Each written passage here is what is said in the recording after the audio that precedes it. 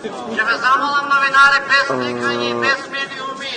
Народ со ваква младина треба да се плаши за својата иднина. Толку многу настани, а само 5 минути. Одиме поред.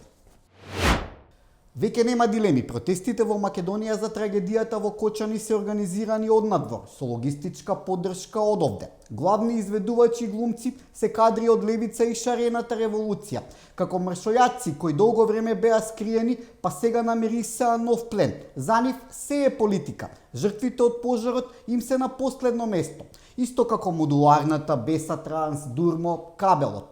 Како што организаторите на протестите против Вучич, кои беа фатени на дело, како се договараат да прават насилство, така и овие од левица беа фатени во живо. Инструктор им е Сташа Цветковиќ од Србија, чија специјалност се протести. Не е битно зашто, важно е да се излегува на улица и да се предизвикува насилство. Српскиот медиум кој ги поддржува протестите во Македонија се вика Машина РС, во кој главен уредник е Марко Милетич од српската опозицијска партија Покрет Слободни граѓана. Милетич во моментов е во притвор за кршењето на градската куќа во Нови Сад пред неколку месеци. Протестите се движат по српски ноти, исти транспаренти, пароли, пумпање, единстање. Од што се неинвентивни, дури и препишуваат стихови од песни, да е било све по закону, уште да знаат дека тоа е од песна на Балашевиќ.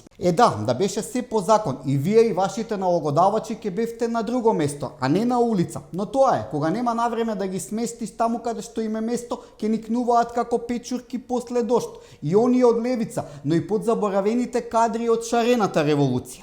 Се сеќавате на оваа девојка? Вие, господине Заев, се единствениот човек во последниве 2 декади кој што ја смени историјата во Македонија.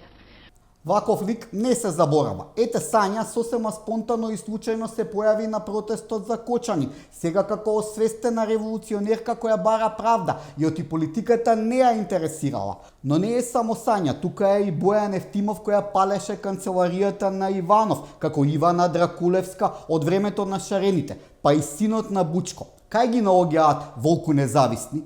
Фали уште да се појави Јасминче која се кара со FBI и Република и Павле Богоевски и друштвото е комплетно. Све е исто, само njega нема. Уствари се појави и тој, инвеститорот од Дубај.